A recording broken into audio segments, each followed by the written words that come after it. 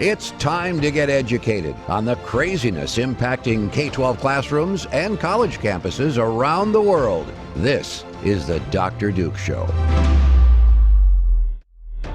Hello, everyone, and welcome to the Dr. Duke Show. Happy Valentine's Day. We got a great packed program for you, so we really need you to hit that share button with all your Valentines so we can expand the show. Today's show is sponsored by Mike Lindell and all our friends at MyPillow. This week for Valentine's Day, they are having a special on sheets. This week, MyPillow is offering their famous Egyptian cotton Giza Dream Sheets for just $40. That's actually $40 for a set of sheets. That's a 60% savings when you use the code Dr. Duke. That's D-R-D-U-K-E. That's our Valentine's to you, the code Dr. Duke, D-R-D-U-K-E. Get some of these really, really nice, really inexpensive sheets. Okay, today we head to Needham, Massachusetts, where a high school biology teacher is telling students in biology class, that biological sex is not only fluid, but that they must stop using gendered terms because, discrimination. So here we are in the Valentine's Day weekend reporting about a biology teacher who doesn't want to teach biology. Maybe we should make that teacher teach English where nobody cares and get a real biology teachers in the science classroom. Yeah, so this is happening at Needham, Massachusetts in the high school biology. And basically this teacher, PowerPoint included obviously, because we always have to have PowerPoints, basically stated that biological sex is fluid and easily changed, and then encouraged the students on top of that to stop using such gendered terms because, of course, they're marginalizing these groups who, as they're saying, have been persistently discriminated against. And here's the deal. When you say these groups who have been persistently discriminated against, the teacher tries to teach about intersex people. Okay, I'm going to dispel this little rumor right now. So according to Needham, Massachusetts biology teacher, intersex people represent just under 2% of the population, a comparable percentage to people born with red hair. Okay, so now being intersex is basically just as common as being a ginger. And so obviously that means only mentioning biological sex as male and female then marginalizes intersex people who have been persistently discriminated against. Fact check, false. So if you take a look at Anne Fausto Sterling, she's the one who basically perpetuated such a lie, claiming that the prevalence of intersex could be as high as 1.7%. So already, even if that was true, 2%, 1.7, when we're talking about numbers like this, that's a lie. But if you look at an actual medical science article that was published by Leonard Sachs called How Common is Intersex? A Response to Anne Fausto Sterling, just in the abstract. Right there, you find that her application of intersex includes a whole mess of other things that actual doctors don't consider to be intersex. For our audience who may not know, what is intersex? So intersex is basically being both having, I don't know how to describe it other than saying having both. So according with this, many reviewers are not aware that this figure includes conditions which most clinicians do not recognize as intersex, such as Klinefelter syndrome, Turner syndrome, and late onset adrenal hyperplasia. If the term intersex is to retain any meaning, the term should be restricted to those conditions in which chromosomal sex is inconsistent with phenotypic sex, or in which the phenotype is not classifiable as either male or female. So when you apply the actual definition, because words have meanings, then the true prevalence of intersex is seen to be about 0.018%, which is almost 100 times lower than that 1.7%. So 0.018. But even if it's 0.0000018, the entire premise of this so-called science presentation is that discrimination, right? So the discrimination aspect of this is a cultural thing. It has nothing to do with your biology class. The fact that you had to artificially magnify the number to try to scare people into thinking this is a bigger deal than it is your problem, Mr. Professor or Mr. Teacher. We don't know your name. And that's interesting too. You're the one who hijacked some poor kid's high school biology class with your own stupid politics, and you don't get named in the action because I guess you don't want the bad publicity that's coming along with it. But let's play the chemistry game for a second. When you say biological sex, when you say biological sex is fluid, is it not gaseous or Solid? I mean, stick to science and quit messing up scientific terminology for your woke social justice initiatives. By the way, you don't have to worry, high school teacher. You've got an entire English and history and social studies and gym and art and music program in your high school that's probably already teaching them about this stuff. So you stick to the facts. Can you try that? Is it possible? No, probably not. So that's why we have more from this PowerPoint of what this teacher was teaching the children, including that identity does not mean expression, does not equate to sex, gender does not equate to sexual orientation, anatomical sex. Sex, sometimes called biological sex, anatomical sex, or physical sex, is comprised of things like genitals, chromosomes, hormones, body hair, and more. But one thing that it's not, colon. Anytime they include that colon in there, get ready. Gender. It does not include gender. It has been always associated with gender until the last few years, right? There you go. Now, they insist with their stupid yellow gingerbread man that you see there that it's a not. genderbread man. Or gender something. Right? Gender, can we even say bread? Bread's probably somehow bad too. Gender if it's something. White bread. If it's supposed to be white bread. Anywho, moving on. Then we talk about gender expression, gender identity, attraction, now, of course. This is all biology. Katie, look at the gender identity. The human brain is painted rainbow flag. I know that's what my brain looks like. This is the level of science that these kids are getting. That the gender identity is a brain issue. No, the brain issue is a chemistry issue, is a chromosomal DNA issue. Painting the brain with the colors of the rainbow flag does not make your premise correct. Then, as I argued before, language matters. Language has meaning, except not for them because... And this is a biology class, by the way. Yes, this is biology. I mean, they included flowers, so that's always nice. But they're saying that using language that removes gendered terms to talk about bodies, it helps to ensure that people with diverse in sexuality. See, now we have to start putting the A in there because, you could be asexual. So asexualities or agenders, bodies, and aromantic orientations are included and respected. Or are they A-respected or A-included? That's what I'm going to start doing now. Huh. And there's not a lick of science behind any of that nonsense. Of course not. Are you a fan of the show? Consider joining the Patriot Club. Your tax-deductible donation of $99 a year keeps us going. Simply visit patriotclub.us. That's patriotclub.us to pledge your support and receive our signature tumbler as a token of our appreciation. We've got much more to come. Stay with us.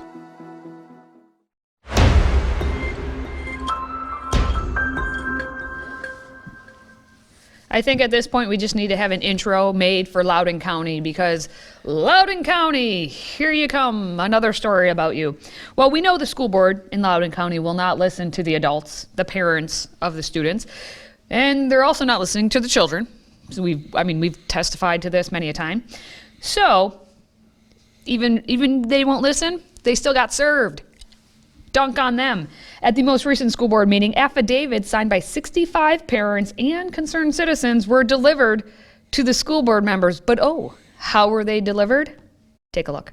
Tonight, the Loudoun County School Board meeting came to a halt as community members and students attempted to serve the school board what they called an affidavit. You provided to the back of the boardroom. Renee Camp says these stacks of paperwork include a list of demands about sexual assaults, abuse of power, and the mask mandate, which was a big point of contention in Tuesday's meeting, days after a judge sided with 7 other Virginia school boards to give them the power to mandate masks at schools. I listened to our governor, and now I've been banned from going to my own classroom since January 24th. Last Wednesday, I was officially suspended. Testimony met with a round of applause, but not everyone is in support of removing masks. And I will keep showing up because I don't want a small group of ignorant people who equate wearing a mask to oppression and tyranny and segregation, making decisions for our school and my children.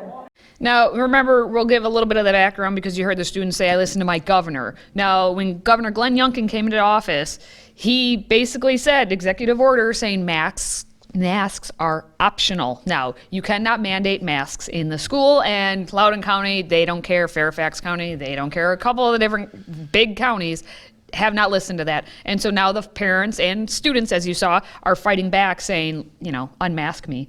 And especially in Loudoun County, the superintendent, Scott Ziegler, wrote in a letter to the school community back on January 19th that students and staff must continue to wear masks in order to comply with legislation that directs school boards to prioritize in-person learning. And obviously, Loudoun and then 6 other districts had filed a lawsuit that challenged the constitutionality. And then if you take a look at what happened very recently, the Supreme Court in the state of Virginia then rejected a petition that was from parents who were seeking to invalidate Youngkin's executive order, which then prohibited the school systems from enforcing such mask mandates. So it's all coming to a head there in Virginia, and in Loudoun County specifically, they're still not listening to the parents and not listening to the students, so now they got served.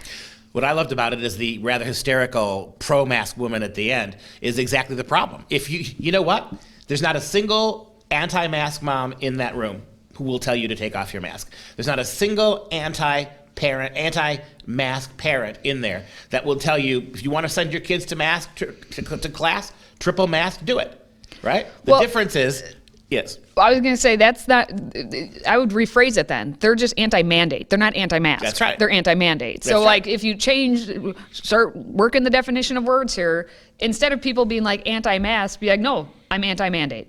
Because that's like the anti-vax people saying. The moms and dads protesting are anti-mandate. Yeah. She's pro-mask. Yes. What she would want to be able to do is decide for your kids to always wear the mask that makes me happy. What the protesting moms and dads want, wear your mask if you want, honey, and if you don't, our kids won't. All right, now according to that affidavit that was served, which also Glenn Youngkin joined in on this suit, which is kind of hilarious that you have the governor since signing on. Now the affidavit demands that the superintendent and that Loudoun County Public Schools remove the mask mandates since the science shows that these are not necessary for the protection of children, and since the schools do not comply with the other CDC guidelines as they claimed.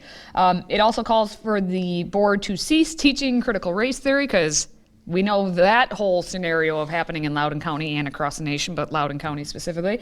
And the critical race theory and the establishment, they want bathrooms for the males, females, transgender people, and staff. Like this is what's happening in Loudoun County. Well, and don't forget, these are 2 stories we've done now, and in both stories, notice how science is being directly ignored by progressives, right? You have a biology teacher in Massachusetts who will not teach the truth about biology and gender and origins and chromosomes and all of that stuff. And now you have a school board in Loudoun that will insist upon mandates for masks, even when science says it's not so.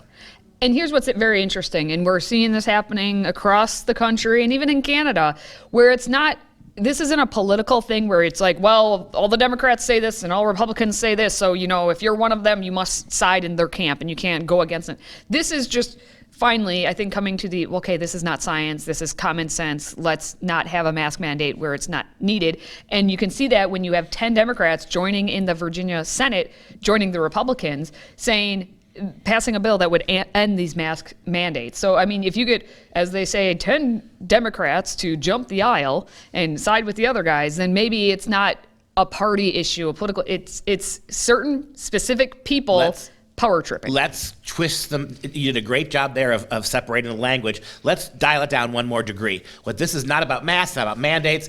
It's about control on one side, who controls your kids, and it's about freedom on the other side. It's as simple as that. Today's show is sponsored by Clean Start Hand Sanitizer. For an odor-free foam hand sanitizer that lasts 2 hours and provides 19 refills, visit FreedomProject.com/clean. That's KLEEN to order yours today.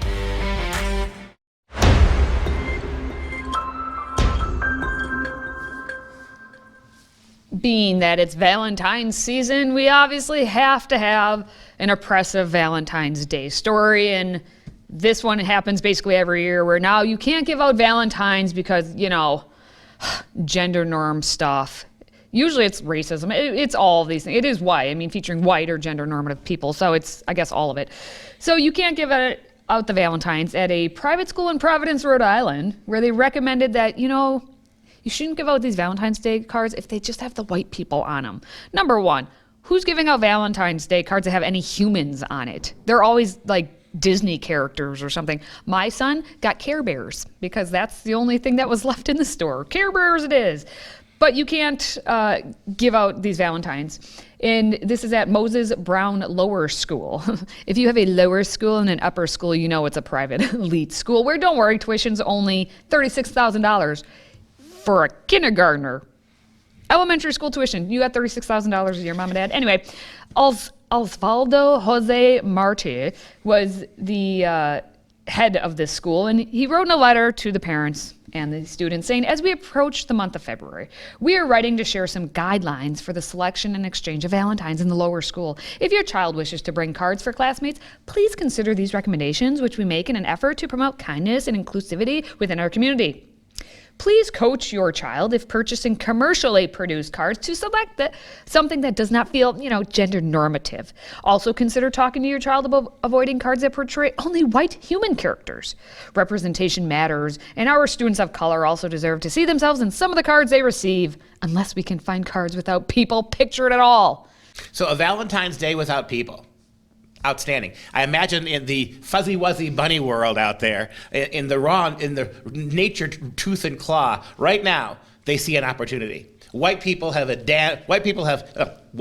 progressive people all across the country have now abandoned Valentine's Day to non-people. Can't you just see nature rushing to your front door to fill the gap? Now, to understand this school, this Moses Brown school, they're a Quaker school. And so the school website even says that the world needs ethical leadership. And its mission as a Quaker school is to provide the rising generation with an ethical core, an unshakable foundation of integrity that fosters respect, nonviolent resolution of conflict, and the desire to make a positive difference in the world. None of which our Quaker friends teaching that school has anything to do with biblical teaching. Now, during the weekly meeting for worship, which 30 minutes of silent reflection, they say, students are encouraged to find their voice, even though it's silent, and share their own truths with the community, their own truths. What if their voices are white and their truths are white and their truths are all about white Valentine's Day cards? Are they allowed to find that voice? Are we allowed to listen to that? No, of course not. But I'm guessing that if you are an artist at this school, you might be artsy and you might want to draw your Valentines. You better choose your colored pencils properly. What if you're a white student who hands a black student a Valentine that's black? Isn't that racial co-opting? Isn't the white kid co-opting it? Isn't this a cultural appropriation? How dare white kids presume to hand out Valentines that have non-white people on them? I mean, how are they allowed to do that? I don't know, but I'm wondering if you're allowed to have like Bugs Bunny, or if he's, like all the things that have been canceled. Are you allowed to have any of those characters too? Well, because they've all been canceled. None of them, as far as I know, are gay or transgender. I know Elmer Fudd won't make an appearance. Right? They're gender normative, right? This is true. I guess you can't. True. But one more thing, because this is not the first time that, Moses Brown has embraced the woke insanity. Parents complain that the school has an obsession with transgender themes and encourages students to proclaim it's okay to be gay. One mother actually told a radio show, explained that her 4-year-old daughter was told that someday the child might want to marry another girl. A teacher said that to a 4-year-old. But hey, that's the world we live in today. Isn't it enough they already made Moses Brown?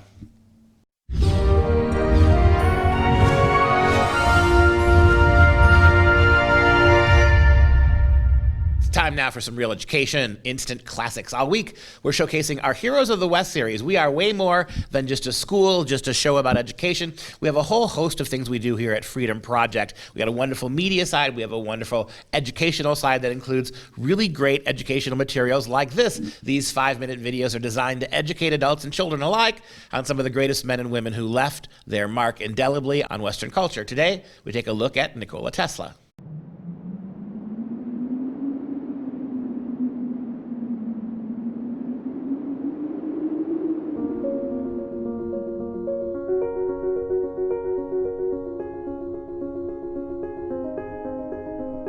Anytime you turn on a light, plug in your cell phone, cool your house, or use electricity for any purpose, you should remember and be grateful for the contributions of Nikola Tesla, the man who gave the world electricity in its most usable mode, the alternating current.